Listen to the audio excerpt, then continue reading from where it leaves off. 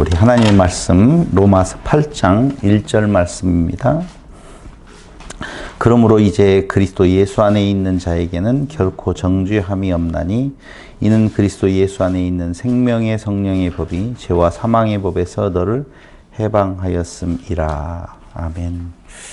지난 시간 로마서 7장을 같이 살펴보았는데요.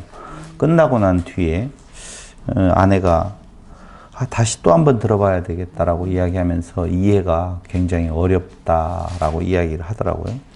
그래서 어느 점에서 그렇게 어려울까라고 저도 다시 한번 생각을 해보면서 현재 번역되어 있는 개역개정 성경 자체를 풀어주려고 하다 보니 말들을 이해하는데 좀 어려움이 있겠다 싶은 생각이 들어서 제가 오늘은 7장과 8장 일부분에 대한 내용을 그 본문에 얽매이지 않고, 본문에 얽매이지 않는다는 말은 본문을 무시한다 이 말이 아니고, 헬라어를 한글로 번역하면서 사실은 어려운 점이 있다 보니까 번역자가 그 상황에 맞는 단어를 집어넣기도 하고 또 상황에 맞지 않는 단어는 빼기도 해서 그 자체로 이해하는 데에는 굉장히 어려움이 없지 않아 있어요. 예를 들어서 이런 것이죠. 율법이라고 하는 내용을 이야기하면서 율법이 약하다라고 하는 표현이 있잖아요. 거기 어디 나오느냐면요. 다시 한번 볼까요?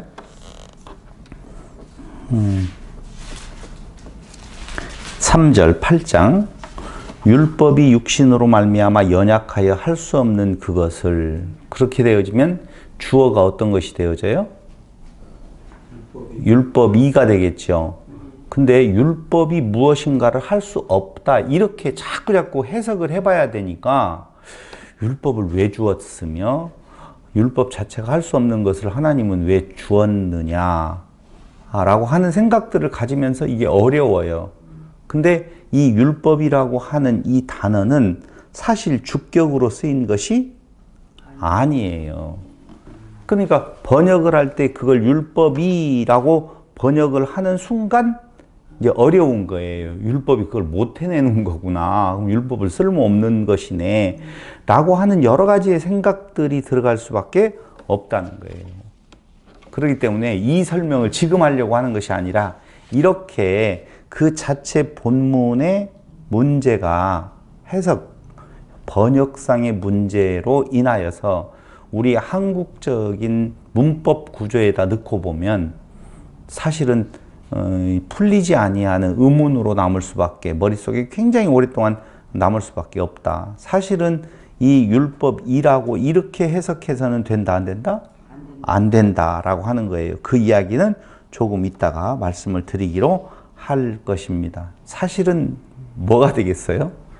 율법이라는 말은 주격이 아니면 소유격으로 풀어야 돼요. 진짜 소유격으로 돼 있어요. 원문에 나와 있는 내용으로 보면. 그러니까 율법의라고 하는 율법 안에서 이런 의미거든요.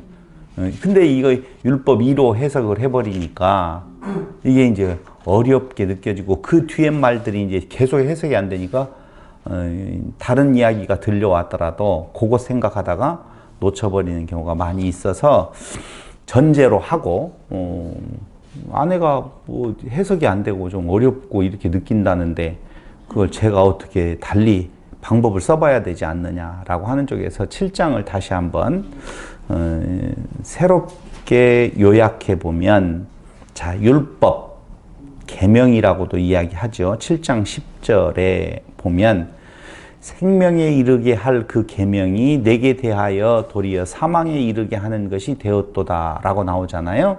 그럼 계명, 율법 왜 주었는 건가, 율법의 용도는 무엇인 건가를 지난 시간에 율법과 은혜는 어떤 관계에 있는 건가를 살펴보면서 말씀을 드렸으니까 그냥 그대로 보자고요. 10절 생명에 이르게 할 그 계명이라고 나와 있죠. 그럼 율법은 뭐예요? 이르게 할 법이에요. 율법은 계명이라고도 거기에 표현되어 있는데 그건 첫째 생명에 이르게 한다. 너무 간단하잖아요. 근데 그 연약하여서 무언가를 할 수 없대요? 말도 안 되잖아요. 이게 지금 앞뒤가 8장 3절하고는 또 안 맞는 내용이 되어져요. 생명에 이르게 할 법이라고 말하면서 그 율법은 7장 12절에 보세요. 이로보건대 율법은 거룩하고 계명도 거룩하고 의로우며 선하도다. 그럼 율법은 즉 계명은 거룩하고 의로우며 선한 것이다. 2번 거룩하고 의로우며 선한 것이다. 이렇게 또 표현을 하고 있어요. 율법이라고 하는 것이. 자, 쉽지요, 이제. 맞아요. 쉬워요. 그러므로 선한 율법이 나를 사망에 이르게 한 것일 수가 없다는 것이죠. 지금 7장이 말하는 것은 선한 율법이 나를 사망에 이르게 한 것이 아니다. 왜냐하면 생명에 이르게 할 법이고 거룩하고 의로우며 선한 것인데 그게 나를 사망에 이르게 한다? 그건 아니다. 그러면 어떻게 우리는 사망에 이르게 된 걸까? 그걸 지금 7장에 설명을 하고 있는 거예요. 어떻게? 그것은 죄라는 놈, 사단, 죄가 무언가를 이용을 해서 우리를 죽게 만들었다 그 말입니다. 무엇을 이용해서? 계명을 이용해서. 죄가 계명 뭐예요? 율법을 계명을 이용해서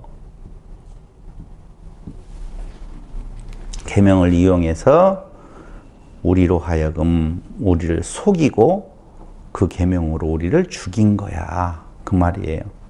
자, 계명을 이용해서 무엇하고? 속이고. 그리고 또 우리 그 계명을 통하여서 이용해서 우리 그 계명으로 우리를 죽인 거야. 계명으로 죽인 거야. 그럼 죄가 계명을 이용해서 어떻게 속이고 계명으로 어떻게 우리를 죽인 것이 될까라고 생각을 해야 될 거 아니에요. 7장 1절을 보세요. 형제들아 내가 법 아는 자들에게 말하노니 너희는 그 법이 사람을 살 동안만 그를 주관하는 줄을 알지 못하. 11절을 10절 1절로 보라고 그랬어요. 11절. 죄가 기회를 타서 계명으로 말미암아 나를 속이고 그것으로 나를 죽였는지라 이렇게 나오잖아요. 지금 제가 성경 이야기를 그대로 이렇게 따라가면서 읽지 아니하고 정리해서 말씀을 드리니까 쉽게 이해가 되어지죠. 자, 그러면은 죄가 계명을 이용해서 우리를 속이고 그 계명으로 우리를 죽였다라고 보면 그 방법은 뭘까? 자, 죄란 놈을 우리를 속이고 죽이는 것에 대한 내용의 근원으로 올라가면 어디가 떠올라요? 에덴 동산으로 가야 되죠. 자, 사단, 죄가 속였어요. 뭐라고 속였어요? 먹어. 착하게 살아. 그것이 뭐냐면은 그 계명, 그 율법의 겉을 가지고 속이는 거예요. 팔아 먹지 말라 그랬잖아. 이렇게 말을 하잖아요. 자, 저기에서 도덕질하지 말아라 그랬잖아.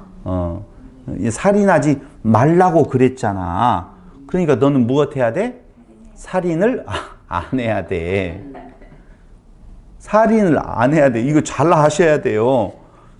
또 소리와 소리로 보면 먹지 말라 그랬는데 먹어 그러니까 반대 이야기를 한 걸로 우리는 생각을 하잖아요. 살인하지 마. 그럼 살인해. 이렇게 말을 한 걸로 생각을 하잖아요. 자, 이건 그러니까 그 소리로 지금 해석을 하면 아니 되어져요. 이게 먹지 말라라고 말하신 하나님은 무슨 의미로 먹지 말라고 이야기를 하는 건가?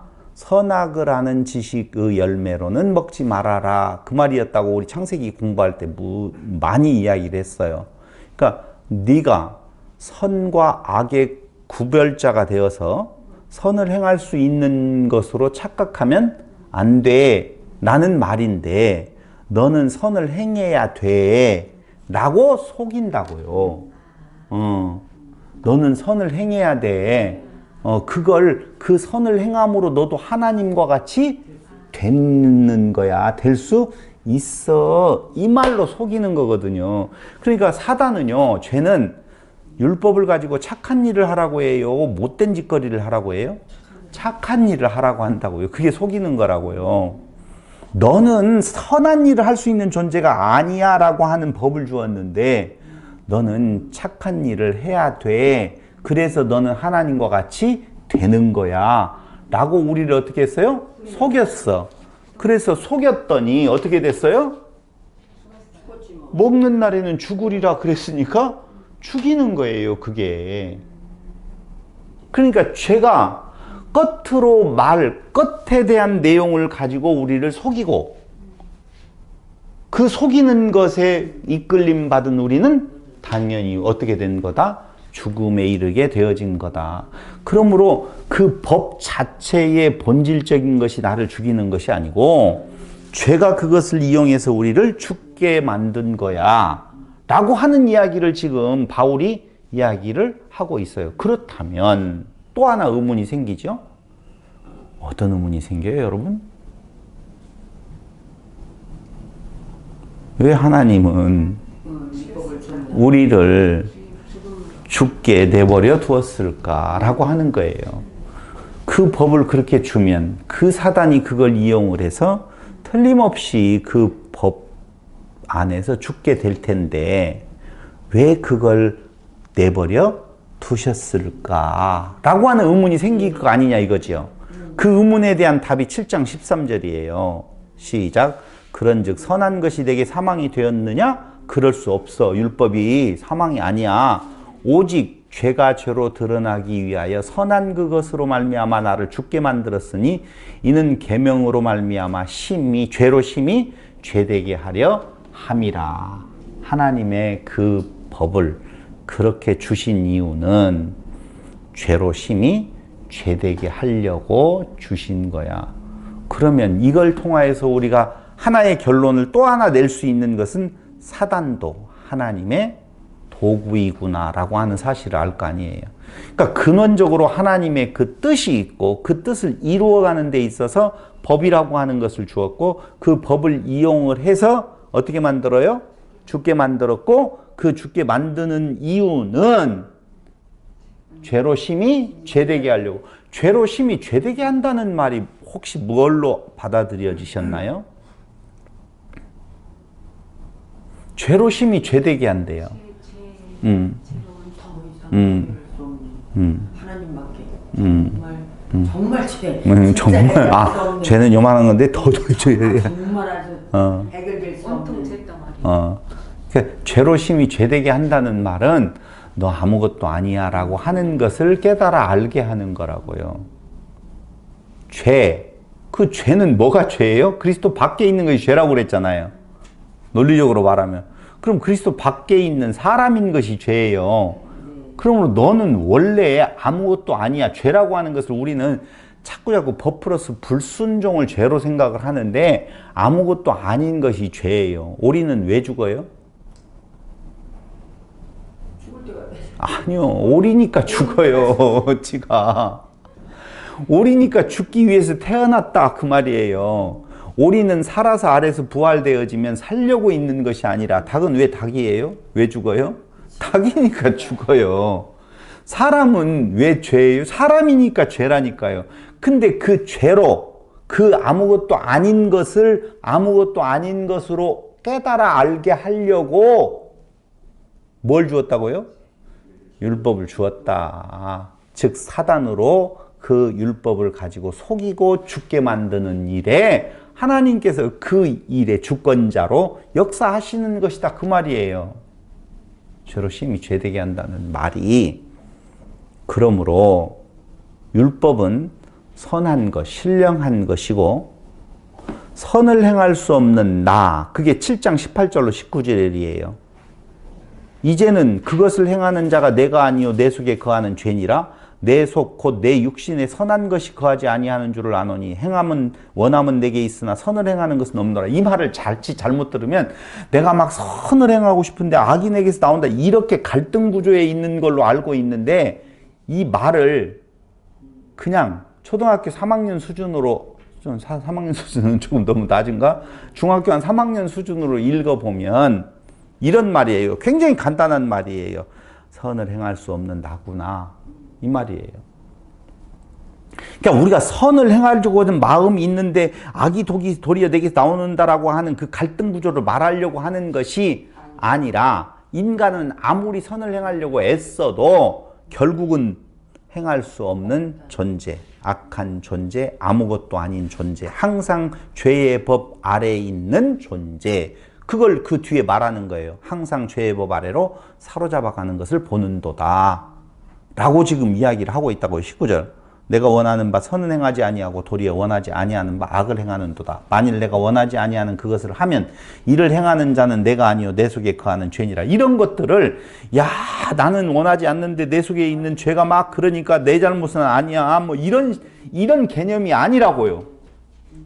그걸 설명하려고 하는 것이 아니라 나는 어떤 행위를 한다 할지라도 선을 이룰 수 있는 존재가 아니다라고 하는 내용. 우리가 우리 안에 봐봐요. 헷갈려 이런 것들이. 그리스도께서 우리 안에 계시잖아요. 지금 성도들은. 그렇죠? 그럼 속에서 행하는 것이 죄예요? 선한 거예요? 악한 거예요? 겉에서 행하는 것이 악한 거예요? 속에서 행하는 것이 악한 거예요? 맞아요. 그 말이에요. 지금 로마서에서 바울이 이야기하는 것은 속이건 겉이건 우리의 행하는 모든 것들이 다 악이라고 말하는데 이제 바울이 성도들에게 말을 할 때 내 안에 지금 뭐가 들어왔다고? 그리스도께서 임하였다라고 하면 내 속 사람은 하나님의 뜻을 원하고 내 겉은 무엇을 원한다? 죄로 간다 그 말이잖아요. 원치 아니하는 것을 행한다. 그래야지 맞는데 지금 내용으로 보면 뭐라고 말하냐면요. 만일 내가 원하지 아니하는 그것을 하면 이를 행하는 자가 내가 아니요 내 속에 거하는 죄니라. 또 죄가 뭐 어디에 거한대요? 속에 거한다고 그러네. 속에는 뭐가 있는데? 그리스도의 영이 있는데 이런 말들에 대한 개념으로 막 해석을 해보려고 하니까 답이 안 나오는 거예요. 그걸 풀어주려고 하면 이 구절에서는 요걸 풀다가 이 구절로 가서 이걸 풀어주니까 앞뒤가 막 말이 섞어지니까 아 듣는 사람이 어렵구나라고 하는 생각을 김명희 아내가 이의제기를 해서 제가 다시 한번 그래서 그런 혼돈이 있을 수 있겠구나 싶어서 지금 정리해서 말씀을 드리는 거예요. 아시겠죠? 그럼 율법은 선한 것인데 선을 행할 수 없는 나예요. 율법의 그 본질을 가지고 내가 그걸 그쪽으로 향하여서 가서 그 율법이 원하는 것을 요구를 들어줄 수 있는 존재가 아니다. 나는 항상 죄의 법 아래에 놓여 있다라고 하는 내용이에요. 그래야만이, 그렇게 해석해야만이 그 뒤에 나오는 오고라 나는 곤고한 사람이로다. 이 말이 맞다니까. 만약에 할 수 있는데 안 하고 있다면 내가 문제지만 나는 어쩔 수 없이 그 아래에 있는 존재구나라고 할 때 곤고한 사람은 또 뭐예요? 하도 많이 들었지만 곤고하다는 것은 뭐죠? 되게 절망적이다. 그렇죠. 좋았어요. 비참한, 괴로움 받는, 불행한 이라는 뜻이에요. 나는 비참하고 불행한 사람입니다 라고 하는 내용이에요. 그것을 다른 말로 말하면 소망이 없는, 절망에 쌓여있는 이런 상태에 내가 있다. 소망 없어요. 왜요? 나는 원래 그런 존재이니까. 사람은 원래 죽기에 태어난 존재이니까 소망 없어요. 근데 막 그 앞에는 막 내 속사람은 원하고 안 원하고 끝사람이 내게서 왔다 갔다 하니까 내 안에 뭐가 좀 의로운 것이 있는 것 같이 생각이 들었는데 그 말을 하려고 하는 내용이 바울은 아니었었다. 결론은 나는 공고한 사람이다. 탈라이포로스라고 하는 단어. 그러므로 바울의 입장에서 아니면 우리들의 입장에서 고백해야 될 내용 다 같이 시작. 누가 나를 이 곤고한 비참한 불행한 상태에서 해방시켜 줄 수 있을까라고 하는 거예요.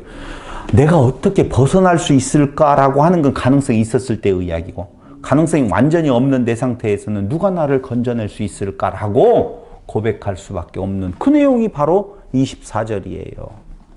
누가 나를 해방시켜 줘요? 그래서 거기에 그렇게 말을 해요. 하나님께 감사하리로다. 우리 주 예수 그리스도로 말미암아 하나님께 감사하리로다. 이거를 치환 바꿔서 이야기하면 하나님께 감사드립니다. 왜냐하면 우리 주 예수 그리스도께서 나를 해방시켜, 우리 주 예수 그리스도를 통하여 나를 해방시켜 주셨습니다. 누가? 하나님께서. 그러니까 하나님께 무엇한다? 감사드립니다. 라고 25절을 말하면서 그게 이제 대전환이지요. 그럼 8장으로 바로 들어가면서 원래는 장절 구분이 없는 거예요. 없는데 그냥 편의상 이렇게 해놓은 거예요. 이어서 가면 그러므로 이제 그리스도 예수 안에 있는 자에게는 결코 정죄함이 없나니 그런 까닭에 그 말이에요. 그런즉 그 나오죠. 한번 보자고요. 그런 까닭에 그러므로 그렇다면 육신으로 죄의 법을 섬긴다 해도 그 말이에요. 7장 25절 한번 보실래요? 주 예수 그리스도로 말미암아 하나님께 감사하리로다. 그런즉 이 말, 그런즉 그런 까닭에 이 말은 어떤 말이냐? 육신으로 죄의 법을 내가 섬긴다 해도 이 말이에요. 아니 여기 어렵잖아요. 그런즉 내 자신이 마음으로는 하나님의 법을 육신으로는 죄의 법을 섬기노라. 또 두 개가 뭐가 싸워서 지금 자꾸 내가 지는 것 같은 내용으로 24절이 나와 25절이 나와 있잖아요. 그렇지 않아요? 지금 그렇게 보이죠? 다시 한번 볼게요. 감사합니다 하나님. 왜냐하면 주 예수 그리스도를 통하여서 우리를 해방시켜 주셨습니다. 거기까지는 됐어요. 그런즉 이렇게 나와버린단 말이에요. 해방시켜줘서 감사합니다 해놓고 그런즉 내 자신이 마음으로는 하나님의 법을 육신으로는 죄의 법을 섬기노라. 이게 무슨 말이에요? 그래도 또 죄를 짓는다는 거. 자, 감사합니다. 그 진짜 중요한 말이었어요. 감사합니다. 그리스도를 통하여서 우리를 해방시켜 주셨습니다. 라고 말을 하면서 그런즉 이 말은 그런즉으로 해석하지 말고 그 그런즉이라는 그 단어는 헬라어에 보면 그런 까닭에 라고 하는 쪽으로 해석을 해야 돼요. 그런 까닭에. 왜냐하면 육신으로 죄의 법을 내가 섬긴다 해도 나는 소망이 있습니다. 그 말이에요. 육신으로는 죄의 법, 마음으로는 무엇은 법을? 하나님의 법을, 마음으로는 하나님의 법 두가 이렇게 싸운다는 말이 아니라 내 안에 그런 상태에 있는데도 불구하고 내 안에서는 계속 뭐가요? 죄의 법을 섬기는 내 모습이 있습니다. 그런데 전제했잖아요.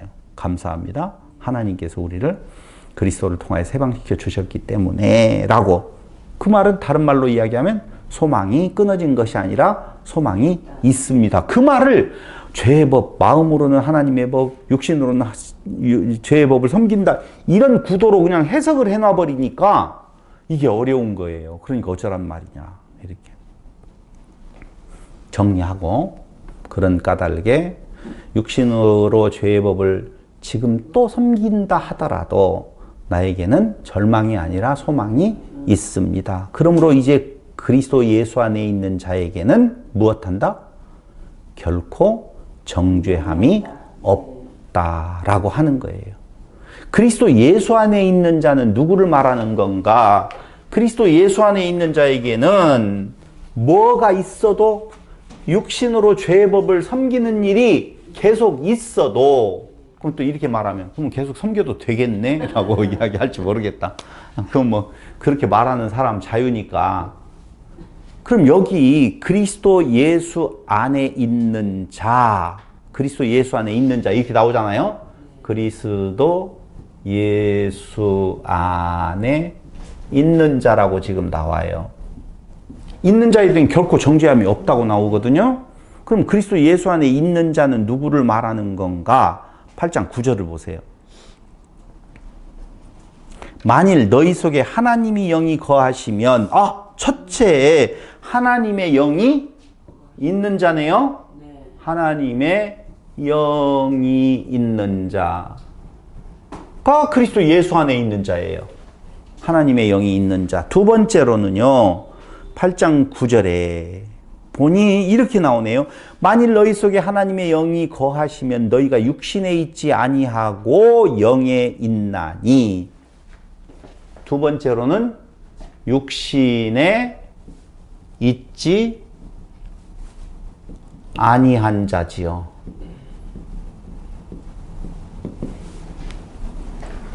그 구절을 보셔야지 제 말을 이해할 수 있어요. 만일 너희 속에 하나님의 영이 거하시면 그 말은 누구를 가리키는 건가? 그리스도 예수 안에 있는 자라는 말이고, 하나님의 영이 거하시면 너희가 육신에 있지 아니한다. 육신에 있지 아니하고 영에 있나니. 이 세 번째로는 뭐예요? 그 말이지만 영에 있는 것, 그것을 뭐라고 말하는 건가? 그리스도의 사람이라. 누구든지 그리스도의 영이 없으면 그리스도의 사람이 아니니, 그리스도의 영이 있으면 그리스도의 사람이라고 말이에요. 그럼 세 번째, 그리스도의 뭐라고요? 사람. 이걸 그리스도 예수 안에 있는 자라고 말하는 것이다 라고 하는 거예요. 그러므로 이제 그리스도 예수 안에 있는 자에게는 결코 정죄함이 없습니다.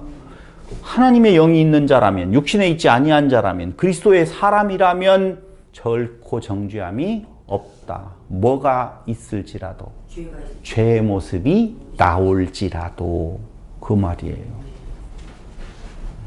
와, 확실히 그렇게 믿으세요?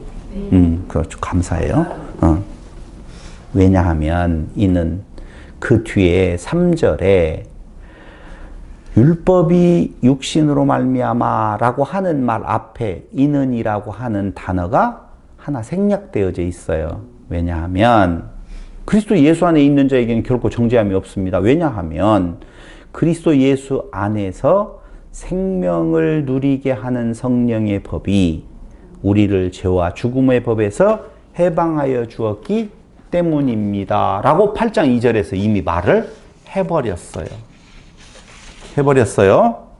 그럼 여기에서 우리가 생각해 봐야 될 것이 있어요. 이제 8장 3절부터는 무슨 말이 나오냐면요. 해방시켜 주신 방법과 그 결과에 대한 설명이 자세하게 풀어져 나오는 거예요. 자, 저는 친절하죠. 제가 상당히 친절해요. 이제 율법이라는 것이 선한 거예요. 그래서 율법이 죄냐? 그럴 수 없어요. 죄가 오히려 그걸 이용해서 우리를 속이고 우리를 사망에 이르게 만들었다라고 하는 건데, 왜 하나님께서 그걸 놓아두느냐? 죄로 심히 죄되게 하려고. 그 말은 다른 말로 하면 하나님의 구원의 완성이 이루어지면, 언약의 완성이 이루어졌었을 때 그게 은혜로 되어진 것, 은혜가 은혜됨을 깨달아 알게 하려고 하는 것이다 라고 하는 의미로 바울은 말을 하면서, 그리스도 예수 안에 있는 자에게는 그런 줄 우리는 이제 소망이 없는데 소망이 하나 있다라고 보면 어디에 있다고 말을 했어요? 하나님께 감사한다. 주 예수 그리스도 안에서 우리를 다 구원해 주셨다. 그럼 우리는 어떤 사람인 건가? 그리스도 예수 안에 있는 자요? 어떤 자요? 하나님의 영이 있는 자요? 육신에 있는 자가 아니하고 영에 있는 자요? 그리스도의 사람이다 라고 말을 했어요. 그럼 그 과정, 어떻게 그 과정을 이렇게 하나님 역사하셨는 건가에 대한 설명이 8장 3절부터 11절까지 쭉 나와 있어요. 그럼 8장 3절에 보면은요, 이렇게 나오죠. 율법이 육신으로 말미암아 연약하여 할 수 없는 그것을 하나님은 하시나니, 이렇게 나오다 보니까 율법이 연약한 거구나 라고 생각을 한다니까요. 근데 원문에 보면 이렇게 나와 있네요. 이렇게 나와 있어요. 제가 원문 성경을 가지고 오려다가 그냥 제가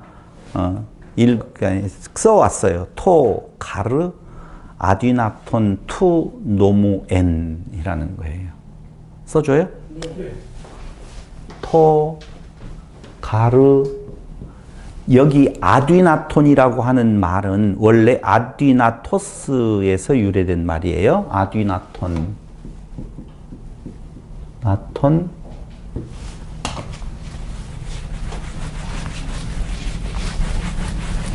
뒤에까지는 다 안 쓰고 그 앞에 부분이 중요해서 거기 써놓은 아디나톤, 원 헬라어 사전에는 아듀나토스인데 아듀나톤 투 노무 엔. 노무는 알죠? 노무 몰라요? 도모스 투 노무 엔이에요. 그럼 뒤에 말은 빼버리고 여기 토 가르라고 하는 단어가 있는데 왜냐하면이라는 단어인데 그 말이 빠져 있어요. 3절에는 율법이 육신으로 말미암아 이거 없잖아요. 지금 왜냐하면이라는 단어가 없어요. 왜냐하면 아듀나톤 할 수 없는 것을 투 노무 엔 율법이라고 되어 있는데 율법의 엔 안에서 그 말이에요.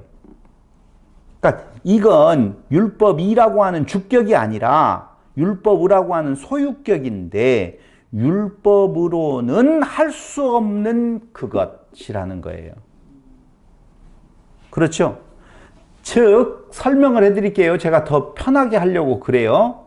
율법을 알고 있는 것만으로는 즉 율법 안에서 율법으로는 할 수 없는 그것이 뭐냐면은 죄의 지배를 벗어나 구원받을 수 없다는 것 그거예요.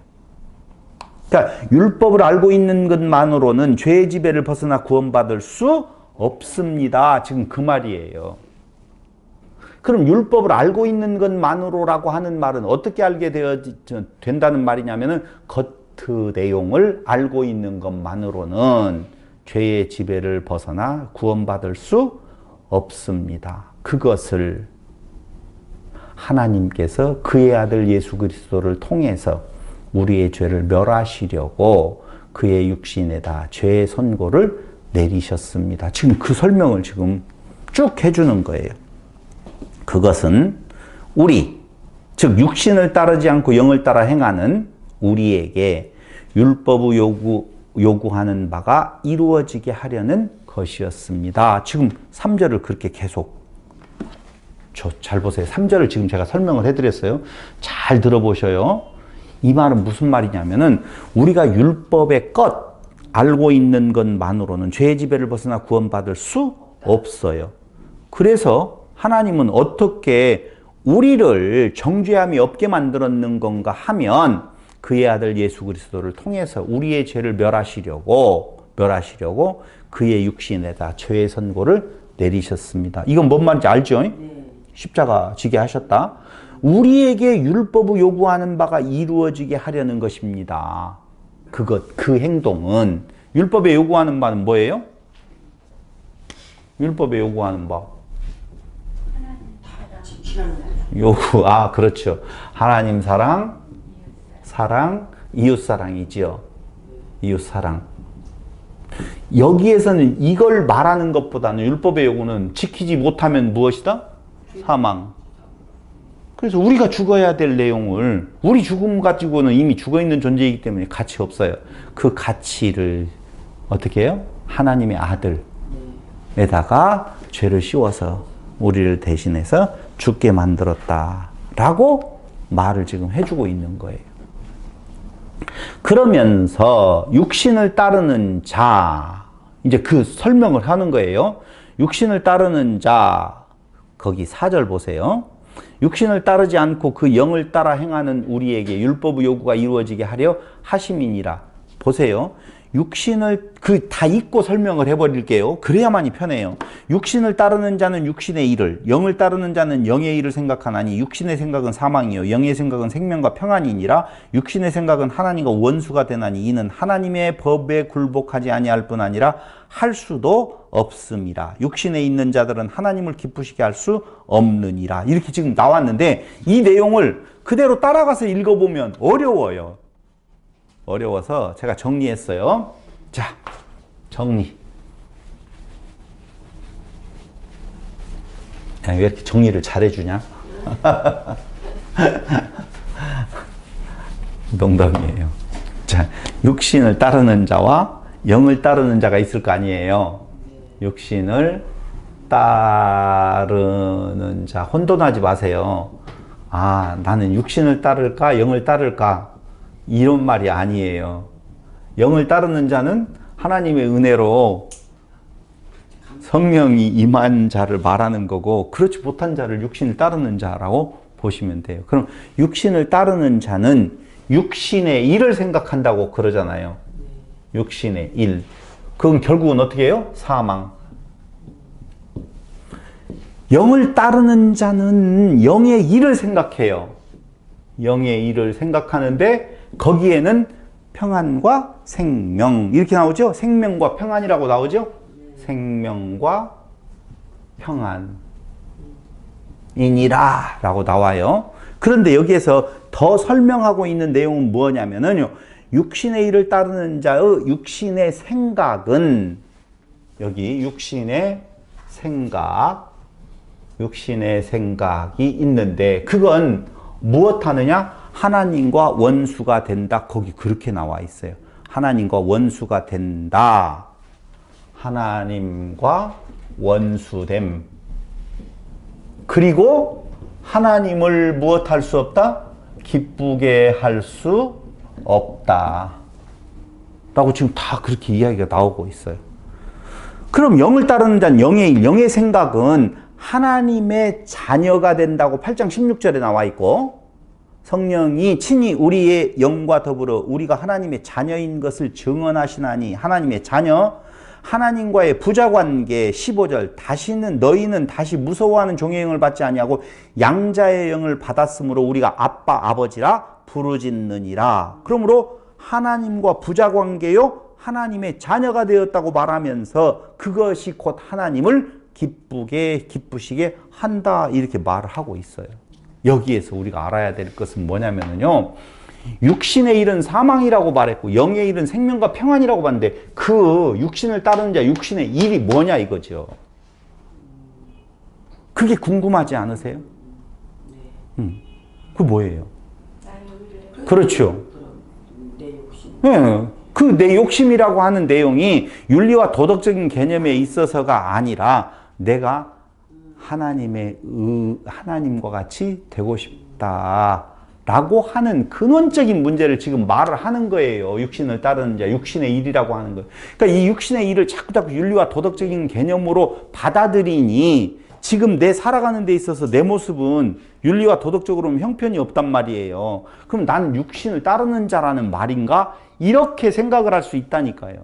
그거 성경에서 말하는 것이 아니라 자기의 의를 드러내려고 하는 하나님 자리에 앉고자 하는 그 생각은 하나님과 당연히 뭐가 되어져요? 원수 되어지고 하나님을 기쁘시게 할 수 없으니 그 결론은 그게 하나님과의 분리가 사망 상태란 말입니다. 분리된 자리에 갈 수밖에 없고 영을 따르는 자, 즉 영을 따르는 자는요 이미 우리가 영을 따라야 되겠다고 생각하는 것이 아니라 성령이 우리에게 내주하셨다. 성령을 우리에게 보내주겠다라고 하신 그분을 따라서 약속을 따라서 성령이 임하게 되어지면 영의 일을 생각하게 되어지는데 그 영의 일이라고 하는 내용이 아까 율법을 가지고 어떤 내용이에요? 아무것도 아니고 자기를 부인하고 자기 십자가를 지는 모습 그에게는 생명과 평안이 있다라고 하는 거예요. 누가 이 사망의 몸에서 나를 건져내리요? 그게 평안을 잃어버린 상태라고 보면 바로 그리스도가 우리 안에서 그리스도의 성령이 우리 안에서 그리스도를 증거하심으로 말미암아 그 은혜가 넘치는 자에게는 당연히 무엇할 수가 없다고 나와 있어요. 정죄함이 없으니 그 안에는 생명과 평안이 넘칠 수밖에 없다라고 하는 거예요. 자, 생명과 평안이 있네요. 끝! 시면 얼마나 좋겠느냐 이거죠. 끝! 생명과 평안을 가지고 살아갔으면 참 좋겠어요. 끝! 이제 그만 접을까요? 여기다 접지 않으려면 뭘 써야 될까요? 참 그래서 바울의 논리가 그래서 이렇게 해석하지 아니하면 이게 갑자기 왜 이 말이 나오지? 라고 고민할 수밖에 없어요. 성경을 안 보면 별말들을 다 나오지만 성경이 굉장히 간단해요. 8장 17절. 자녀이면 또한 상속자고 하나님의 상속자예요. 그리스도와 함께 한 상속자니 여기까지는 좋았어요. 우리가 그와 함께 영광을 받기 위하여 고난도 함께 받아야 할 것이니라. 뭐가 있대요? 끝이 아니라 고난이 있다라고 말을 해요. 죽여주시옵소서. 이게 왜 갑자기 나오냐? 이게 이제까지 좋게 갔잖아요. 좋게 갔는데 갑자기 고난이 딱 나오네요. 그런데 8장 17절에서 고난도 함께 받아야 된다. 왜 고난을 함께 받죠? 왜 고난이 오죠? 그분의 자녀로 하나님. 세상이 싫어하는 것을 하는 거거든요. 세상은 너의 의를 가지고 살아가라고 이야기를 하는데 내 의가 없다고 말을 하거든요. 제일 꼴보기 싫을 거거든요. 그러니까 내 의가 있다, 나 돈이 있다, 나 세력이 있다, 뭐가 있다. 이거 좋아하는데요. 나 아무것도 아니야 라고 하는 것을 좋아할 것 같아도 되게 싫어하거든요. 우린 죄인이라고 말하니까 도매금으로 본인도 죄인 되어지니까 얼마나 싫겠어요. 그러니까 고난이 와요. 예수님께서 고난에 왜 들어가셨어요? 구원을 위해서. 아니요. 예수님께서 왕되기 싫어하시니까 고난에 임하신 거예요. 그들이 정치적인 메시아를 기대했었는데 그 힘을 가지고 그 이스라엘을 구원할 자로 우뚝 서서 그가 왕의 자리에 앉았다라고 보면 예수님에게는 고난이 없이 오히려 영광뿐이 없었을 거 아니겠습니까? 근데 나는 이 왕의 자리를 탐내서 온 거 아니야. 난 죽기 위해서 왔어. 라고 말하니 그에게 고난이 임한 거예요. 그 역으로 말을 하면 오늘날 한국 교회에서 말해주고 있는 성공주의 신학은 고난이 없어? 없어요. 당연히. 없죠. 얼마나 좋아요. 그 교회 가면 다 좋다는데. 그래서 영광뿐이 없는 교회, 그걸 좋게 여겨요. 고난이 있어야 되거든요. 교회라고, 진정한 교회라고 보면. 근데 고난 없어요. 그래서 고난도 같이 받아야 된다. 참 교회라면 뭐가 온다고요? 고난. 그런데 이걸로 끝나면 또 희망이 없잖아. 그렇죠. 그래서 뭐라고 말을 해요? 현재의 고난은 장차올 영광과 비교할 수가 없다. 잠깐 있다가 가는 이 세상에 대한 내용의 고난받는 것이 예수님께서 보여주셨어요. 그의 영광스러운 모습을. 고난은 잠시였었는데 그의 영광은 영원했었잖아요. 그래서 그 뒤에 8장 18절에 그렇게 말하는 거예요. 생각하건대 현재의 고난은 장차 우리에게 나타날 영광과 비교할 수 없다. 이걸 또 잘못 말을 하면 영생팔이 장차 있을 어떤 영광을 위해서 오늘 우리는 굶고 산다라고 하는 내용 쪽에서 영생팔이를 하는 쪽으로 생각을 할지 모르겠지만 그걸 말하는 건 진짜 아니에요. 영광과 좋게 비교할 수 없다라고 하는 그 영광은 뭐예요? 비교할 수 없는 영광은 뭘 영광이라고 할까요? 하나님의 자녀예요. 신됨이에요. 다시 이야기하면 창조의 근본된 목적은 어디에 있냐? 당신의 영광을 선포하는 것이고 그 목적을 이루시기 위한 방편으로서 사람을 신되게 하시는 하나님의 창조의 역사라고 말씀을 드렸잖아요. 그러니까 우리는 어디에서? 사람에서 죽기에 태어난 짐승으로서의 사람을, 오리는 죽기에 태어났고 닭도 죽기에 태어났고 돼지도 죽기에 태어났고 사람은 살기 위해 태어난 것이 아니라 죽기에 태어난 똑같은 존재들인데 그 중에서 하나님의 자녀로 하나님께서 계획하신 대로 이루신 그 영광. 그러므로 우리는 어떻게 되어진 거예요? 새로운 피조물로서의 바뀜이에요. 그 영광이 비교할 수 없는 거예요. 그럼 장차올 영광이라고 이야기를 했어요. 그 당시에 있었던 그 상황에서의 의미로 보면 장차올 영광이지요. 근데 그 로마서를 쓸 당시의 시기는 벌써 2000년이 넘게 흘러가 버렸어요. 그때 그 고난을 받았던 성도들은 영광 가운데 들어가 있을까요? 영광으로 들어가기를 기다리고 있을까요? 들어갔다고 저는 매번 이야기를 하는 거예요. 어느 때? 육신이 잠잘 때에 이미 영광이에요. 그럼 어떻게 된 거냐? 역사적인 그 영광의 날을 부인하는 거냐? 아니요. 그건 차원의 문제라고 말씀을 드렸잖아요. 차원의 문제. 그러니까 우리가 죽으면 저 몇십 년, 몇백 년, 몇천 년 후에 어떤 되어질로 생각하시면 안 돼요. 우리의 잠자는 모습이면 완성이에요. 지금 잠자는 모습 이전에 대한 내용은 뭐예요? 이미 새로운 피조물로서의 그걸 누려가는 거예요. 그러니까 영광을 살 것이냐, 영광을 기다릴 것이냐라고 할 때 영광을 사는 것, 부활을 살 것이냐, 부활을 기다릴 것이냐. 부활을 사는 것이다라고 말씀을 드리는 거예요. 그것이 진정으로 우리에게 생명과 평안을 기다릴 거냐, 생명과 평안을 누릴 거냐라고 하는 내용이에요. 새로운 피조물로서 생명과 평안을 누리시는 성도 여러분들이 되시기를 바라면서 그 뒤에 이어지는 말씀은 다음 주에 말씀드리기로 하겠습니다. 기도드리겠습니다.